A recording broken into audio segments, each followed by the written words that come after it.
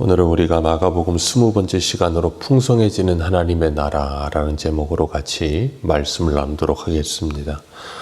오늘도 예수님께서 비유로 말씀하십니다. 예수님의 비유는 계속되고 있는데 오늘 본문 33절에 보면 예수께서 이러한 많은 비유로 그들이 알아들을 수 있는 대로 말씀을 가르치셨다. 그렇게 말씀하시면서 비유가 아니면 말씀하지 아니하셨다라고 말씀하고 계십니다.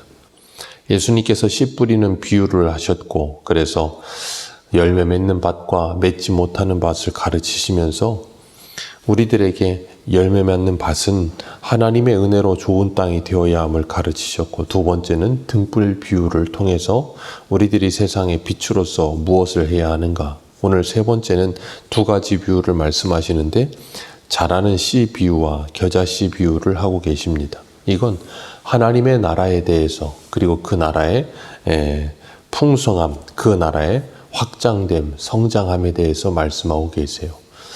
하나님의 나라는 이 땅에 임하는데 장소적 개념으로 임하지 않는다라고 늘 말씀드립니다. 주님께서 하나님의 나라는 너희 안에 임하느니라 라고 말씀하시면서 성령이 우리 안에 임하시면 그 성령의 통치를 받게 되는 것이다 라고 말씀을 드렸어요. 그렇게 성령께서 말씀으로 통치하심을 받게 될 때 우리는 우리 안에 하나님의 나라가 임했다 그렇게 말하는 것이고 그런 통치를 받는 모습은 사람들이 우리의 변화된 삶과 생활을 통해서 그들이 보게 되어지는 겁니다. 그래서 내가 누구의 다스림, 누구의 통치를 받고 있는가, 내가 누구의 말을 따르고 있는가, 그게 참 중요한 거예요. 하나님의 말씀을 따르고 있는가, 세상의 사람의 말을 따르고 있는가, 그것을 통해 우리의 주인이 누구인가를 확인할 수 있는 겁니다. 예수님께서 하나님의 나라에 대해서 말씀하시면서 비유를 말씀하시는데 그 하나님의 나라는 계속해서 그 통치 영역이 확장된다는 거예요. 먼저 우리 안에 하나님의 나라의 통치가 이루어지기 시작하면 우리 내면에 하나님의 나라가 풍성하게 통치가 확장되어지고 그리고 우리를 통해 좀 아까 말씀드린 것처럼 내가 그 하나님의 통치를 받아 순종함과 변화된 삶을 통해 내 가정과 교회와 일터와 내가 가는 곳마다 그것을 하나님의 나라 만들어가기 위해 애쓰며 기도하는 삶이 나타나짐으로 하나님의 나라가 확장되어지는 겁니다. 그래서 주님은 사도행전 1장 8절에 오직 성령이 임하시면 예루살렘과 온 유대와 사마리아와 땅끝까지 이르러 내 증인이 될지라 그렇게 말씀하셨어요. 그게 하나님의 나라의 확장입니다. 그래서 우리가 이 땅에서 전도하고 선교하는 것 또한 하나님의 나라의 확장이 이루어지는 일에 동참하는 것입니다. 오늘 비유 두 가지 중에 첫 번째가 이 씨 비유입니다. 하나님의 나라를 둘 다 설명하고 있는데 첫 번째는 사람이 씨를 땅에 뿌린 것 같은데 그 씨가 어떻게 자라는지 알지 못한다는 거예요. 밤낮 깨고 자고 하는 가운데 씨가 자라기는 자라는데 어떻게 자라는지 알지 못한다. 요즘이야 과학이 발달했으니까 고속 카메라 같은 거를 이렇게 씨를 심어놓고 거기에서 계속 몇 날, 며칠, 몇 달을 이렇게 찍으면 그게 어떻게 자라나는지 분명히 고속 카메라로 찍은 거를 이렇게 빨리 돌리면 금방금방 자라나게 하는 영상들도 있더라고요. 그런 걸 보면 저렇게 자라는구나 참 신기하다라고 알지만 이 당시에는 그런 게 없다 보니까 씨를 심어두면 언젠가는 싹이 나고 이삭이 나고 그런 걸 보면 참 신기한 거예요.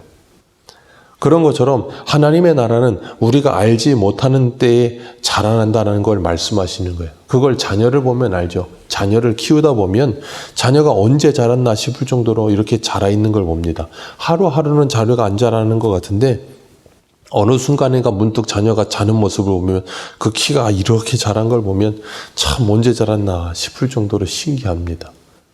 그런 것처럼 하나님께서는 하나님의 나라의 확장됨, 하나님의 나라가 이 땅에 실현되어져 가는 모습도 그러하다는 걸 말씀하시는 거예요. 우리의 눈에 보이게 가시적으로 드러나는 것보다 우리가 알지도 못하는 사이에 매일매일의 삶 속에서 하나님의 나라는 더 풍성해져 가고 있다는 거예요.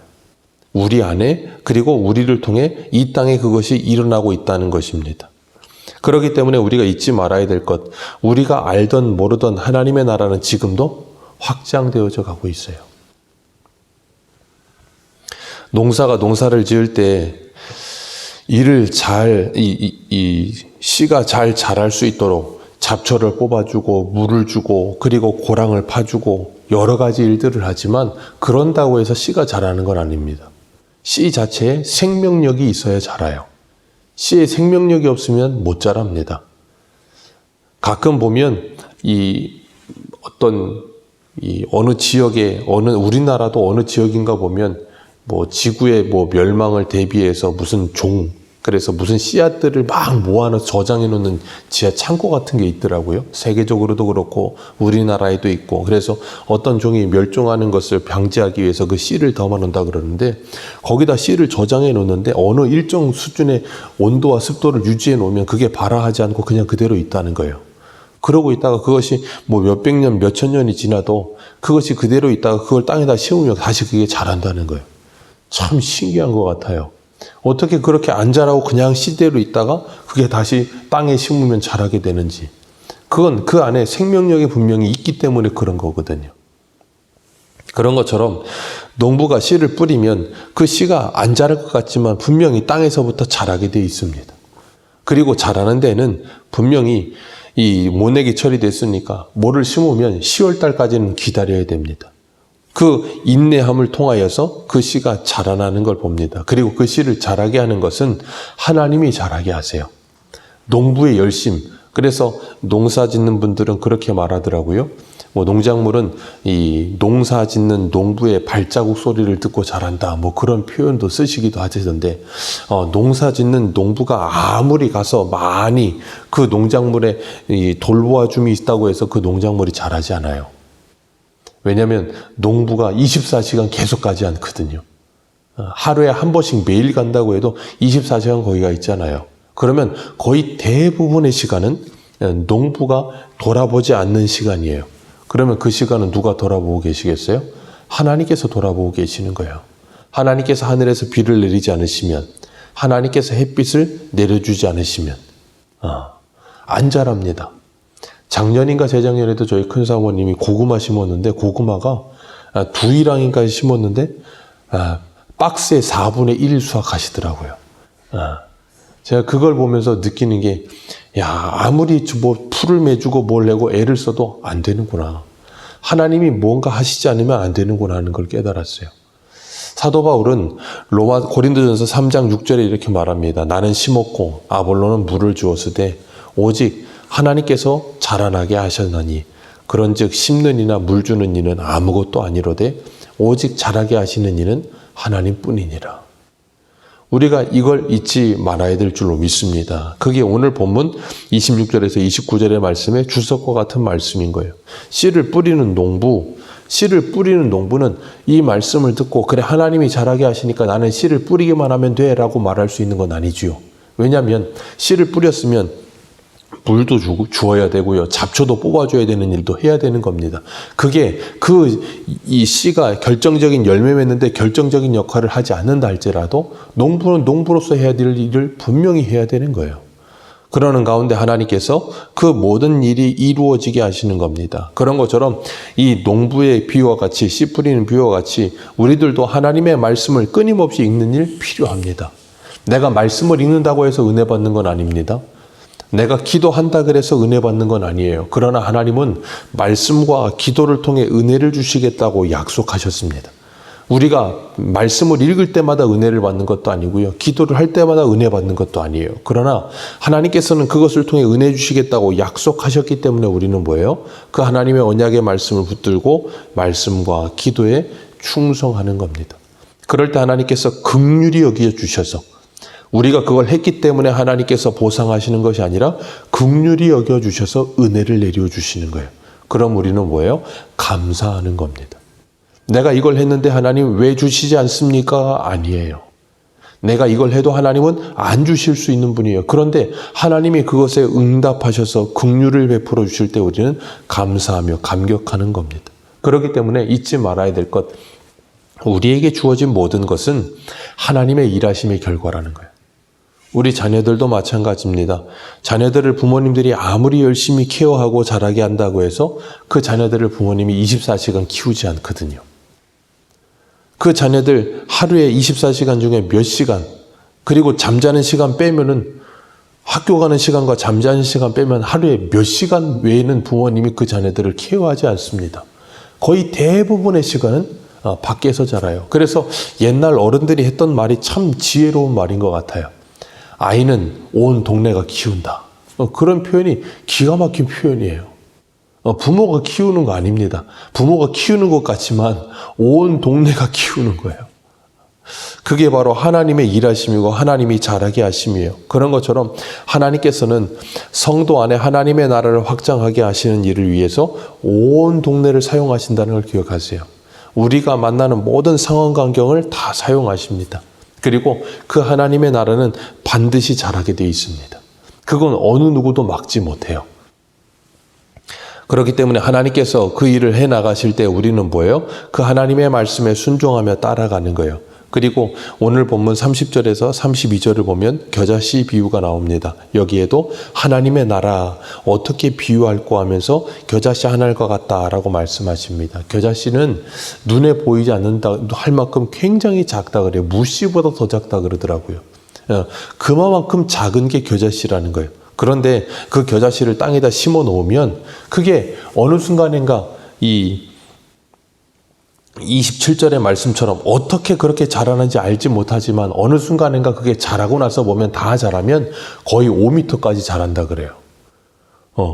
눈에 보이지도 않을 만큼 작은 씨 하나 속에 5m짜리 겨자나무 같은 그런 그 겨자씨가 이렇게 자라는 걸 보는 거예요. 그리고 거기에는 새들이 깃들일 만큼 큰 가지가 된다라고 말씀하십니다.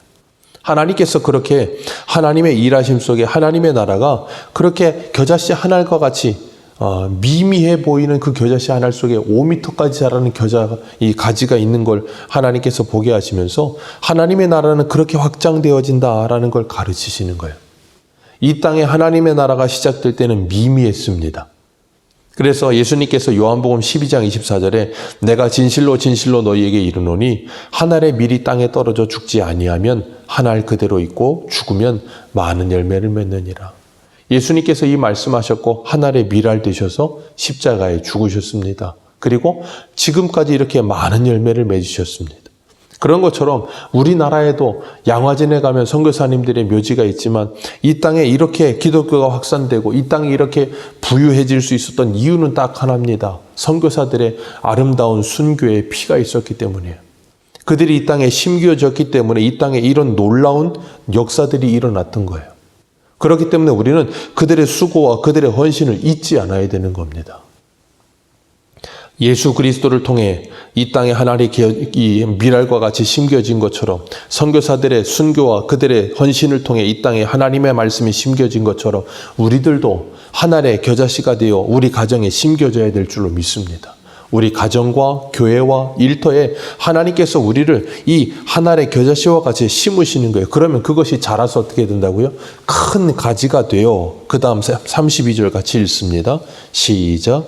심기는 후에는 자라서 모든 풀과 수지며 큰 가지를 내나니 공중의 새들이 그 그늘에 깃들일 만큼 되느니라. 아멘. 공중의 새들이 그 그늘에 깃들일 만큼 되느니라. 그런 것처럼 우리 안에 하나님의 나라가 확장되어지면 이사야 11장에 여호와를 아는 지식이 풍성해져서 물이 바다 덮음같이 풍성해지면 여호와의 동산에 상함도 해됨도 없으리라. 그런 것처럼 우리 안에 하나님의 나라가 확장되어지면 우리 곁을 다른 사람들에게 내어줄 수 있는 사람이 될 줄로 믿습니다. 그렇게 사람 살 곳이 되어져 가는 곳, 그것이 바로 하나님의 나라예요.